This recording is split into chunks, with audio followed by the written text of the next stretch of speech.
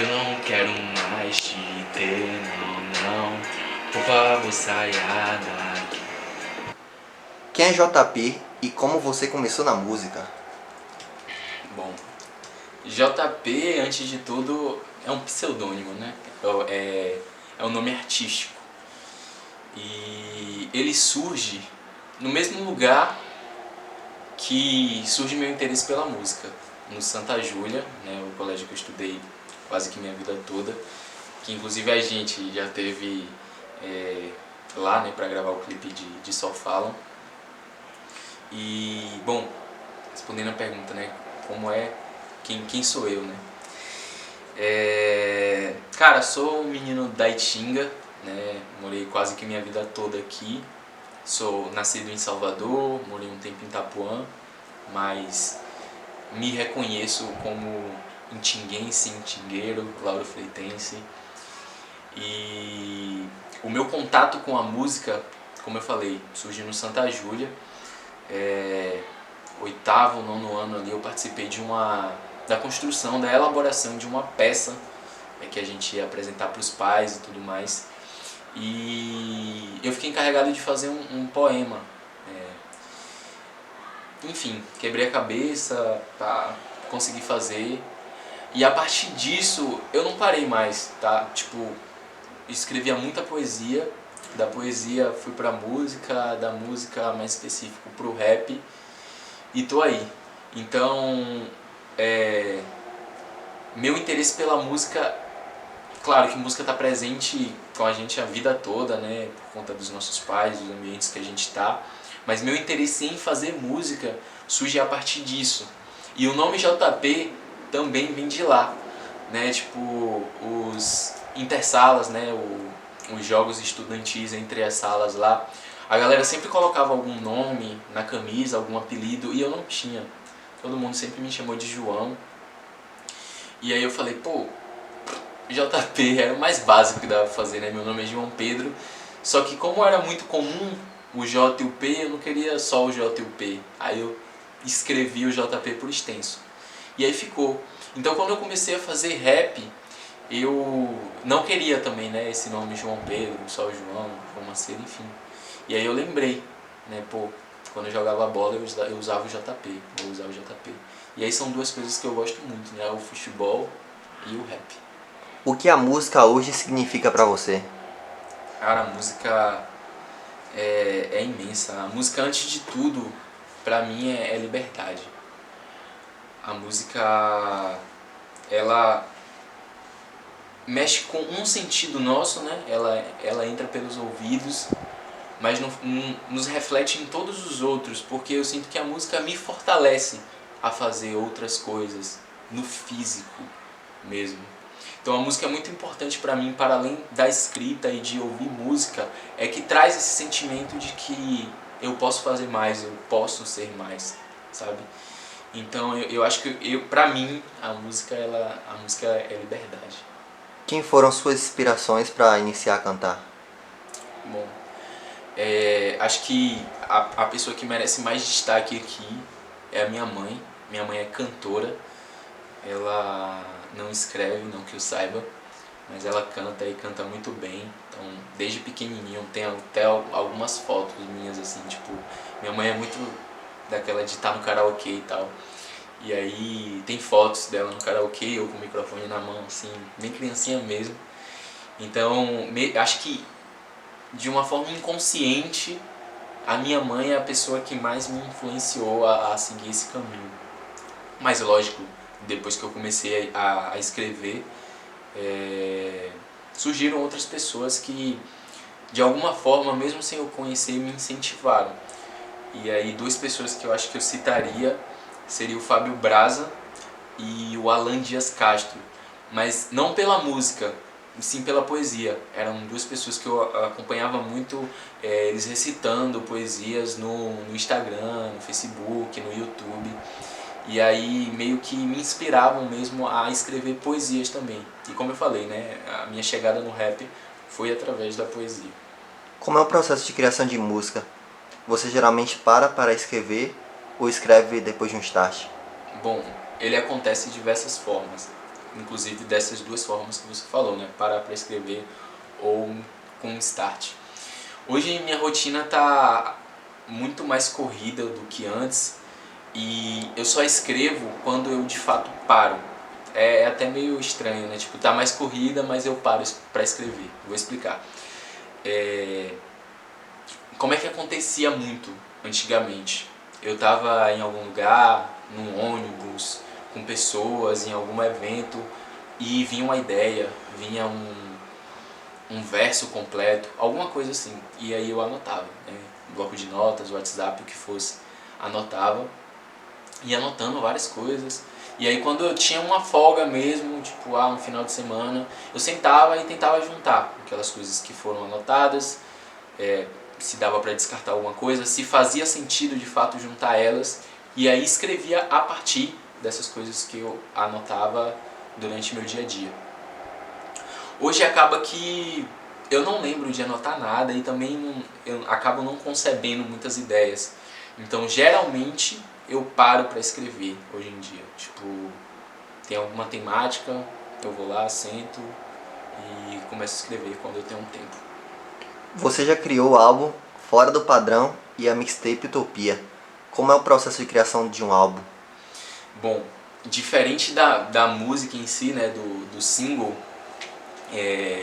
o álbum ele tem uma particularidade, né, que é a questão da, talvez não linearidade, porque nem todos os álbuns são lineares, mas de fato ter um sentido, né, todas aquelas músicas juntas.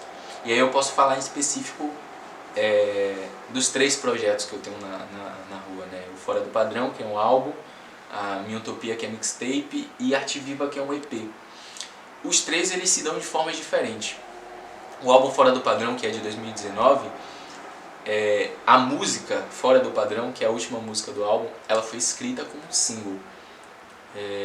Se eu não me engano, foi o primeiro instrumental que eu produzi, e aí seria uma música. Não tinha gravado ainda, mas a letra estava pronta, e eu sou sempre assim, eu escrevo, só vou gravar a música depois de 4, 5, 6 meses, mas aí eu fico treinando ela em casa, né, e batendo a música. Eu senti que ela parecia estar incompleta no sentido de precisa de algo antes, tá ligado? Precisa de algo anterior a essa música para que as pessoas entendam. E aí veio a ideia do álbum Fora do Padrão. Fora do padrão porque surge dessa música, mesmo a música sendo a última do álbum. E aí, esmiuçando todo esse conteúdo, surgiram 8 músicas antes de Fora do Padrão, tá ligado? Que também não foram lineares, né? Tipo, primeiro Minha Alma, não. Eu precisava falar de futebol, eu precisava falar de cinema, eu precisava falar das tecnologias, eu precisava falar de depressão, eu precisava falar de mudanças, enfim, eu precisava falar de todas as coisas que estavam me atravessando naquele momento para explicar Fora do Padrão. Então as pessoas elas precisavam passar por todas essas músicas antes para ouvir Fora do Padrão e entender o real sentido dela. É por isso também que no lançamento de Fora do Padrão eu lancei uma música por mês. Eu não queria que eu soltasse tudo e as pessoas ouvissem na ordem errada ou da forma que elas quisessem. Não, eu queria que de fato elas entendessem que Fora do Padrão era pra ser linear, era pra ter um padrão, tá ligado? Então foi soltada uma música de mês a mês para que em dezembro, né, no final de 2019, quem me acompanhasse, né, ouvisse Fora do Padrão e entendesse o real significado. Porém, acontece diferente com Minha Utopia e acontece diferente com Arte Viva. Então acaba que não tem um jeito certo de se conceber um projeto, um álbum. A mixtape Minha Utopia, ela surge de uma ideia mesmo para presentear a minha namorada, né? Foi um presente de um ano de relacionamento, fazer essa mixtape. E no caso do EP Arte Viva foi um trabalho da faculdade. Então ele é daquele jeito porque eu estudei os conteúdos daquela forma. Entende? Então é isso, não tem um jeito certo. A arte ela vai te tocar de alguma forma e você vai fazer. Você já tem um bom tempo na música. Qual conselho você daria para quem está começando hoje? Cara, o conselho é muito clichê, mas é real.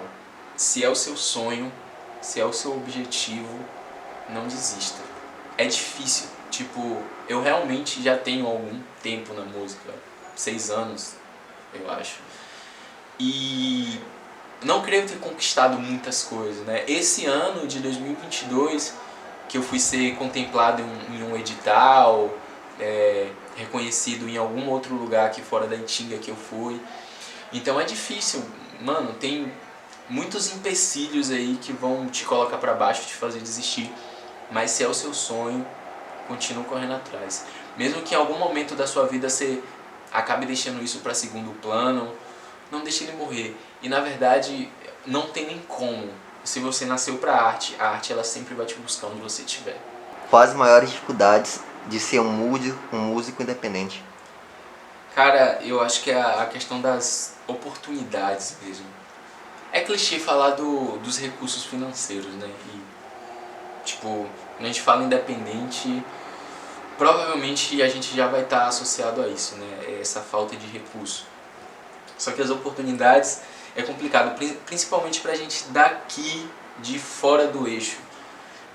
E do rap, né, no caso.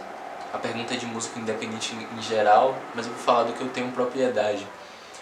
Porque o rap, apesar de aos poucos estar ganhando espaço numa cena nacional, na Bahia ainda não é isso tudo, entendeu? A gente tem várias outras coisas assim, que é a imagem da Bahia. Se você falar o nome Bahia para qualquer pessoa que seja de fora da Bahia, nunca a pessoa vai associar logo ao rap. A música sim, ao carnaval e tal. Mas até no carnaval mesmo, a gente não associa muito carnaval a rap. Embora se tenha blocos só de rap, tanto aqui em Lauro quanto em Salvador. Mas eu acho que a maior dificuldade é essa questão das oportunidades. Então, para você que é músico independente, você que pretende seguir nessa linha de música independente, mesmo que surja contratantes e tudo mais, saiba que as oportunidades não vão bater na sua porta. Você, muitas das vezes, vai ter que correr atrás dela. Você considera que o rap de Lauro evoluiu muito do que era?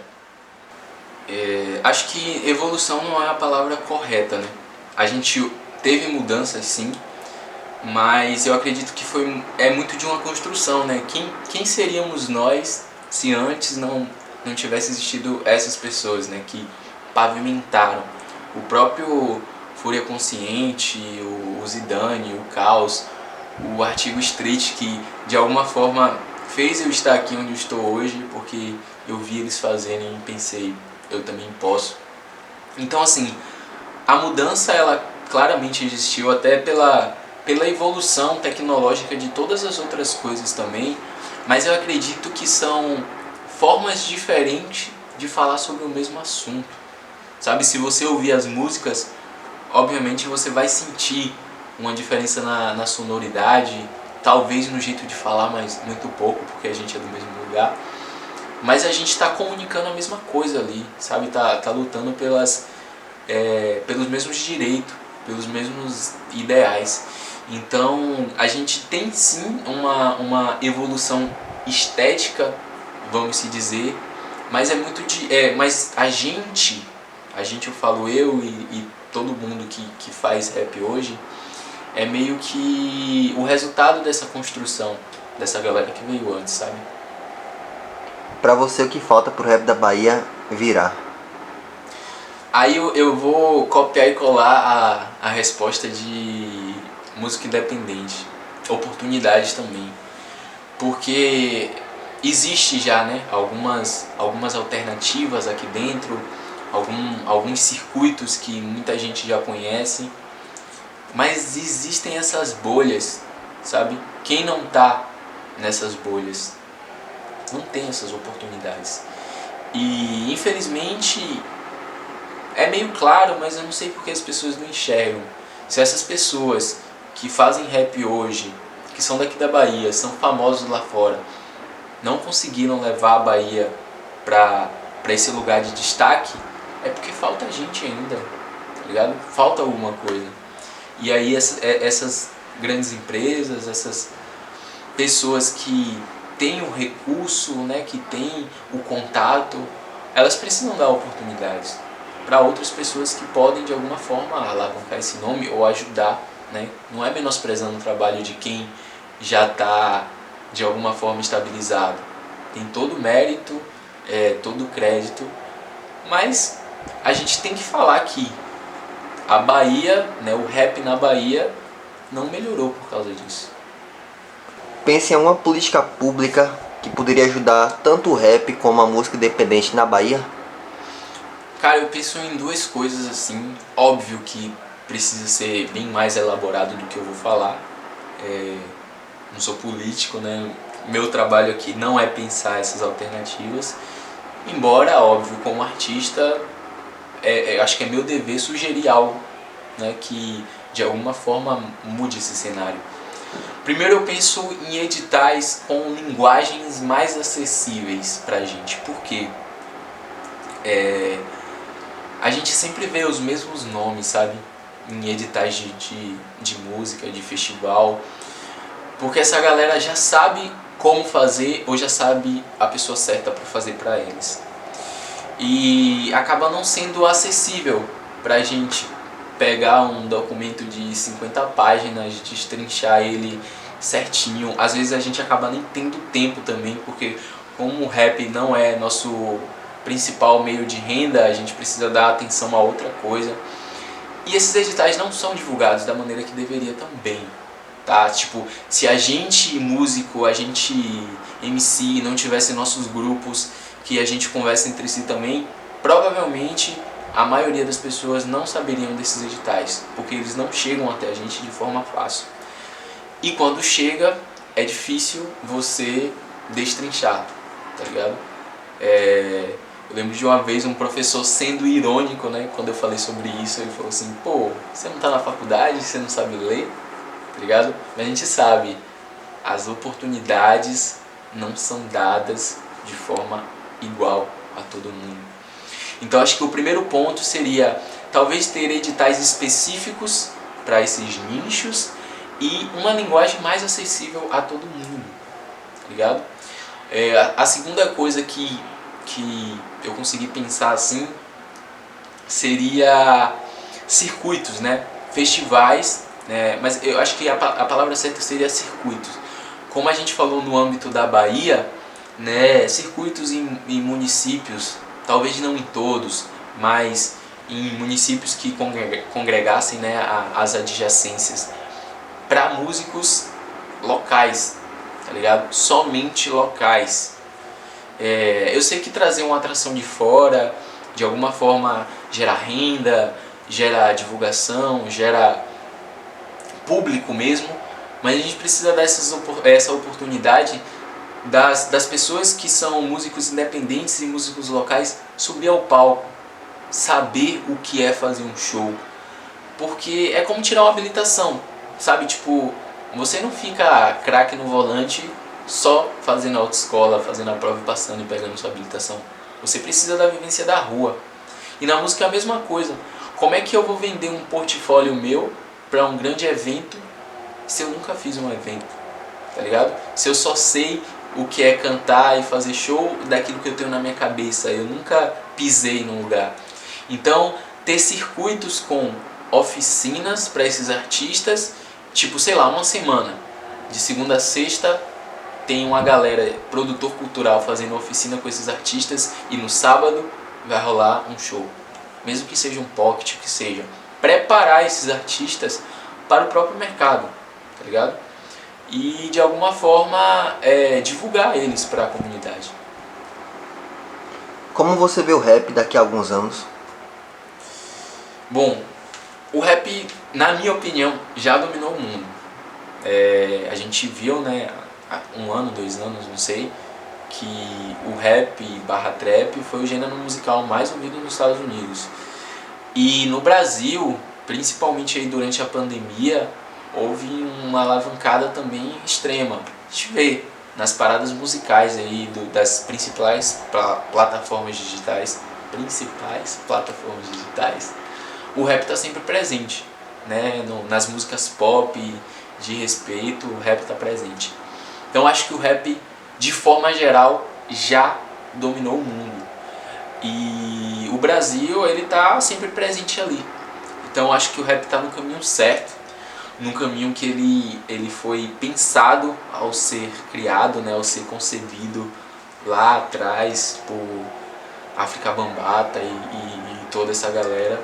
A gente está no caminho certo e eu sei que tende a seguir, né? O que falta mesmo são essas pessoas do nicho independente, do nicho local, elas serem mais acessadas, mas não no sentido de cliques na web, mas de ser conhecidas mesmo, saber que uma pessoa, tipo, falar meu nome aqui em Lauro, em Salvador, e saberem que estão falando de mim, ligado? Acho que é isso. Vou te fazer 2 perguntas, você pensa a primeira palavra que vem na sua mente. Rap ou trap? Rap. Boom bap ou trap? Boom bap. Show ou estúdio? Show. Um sonho? Reconhecimento. Uma memória na música? Desabafo. Uma palavra? Amor. Um amor? Música. Uma música?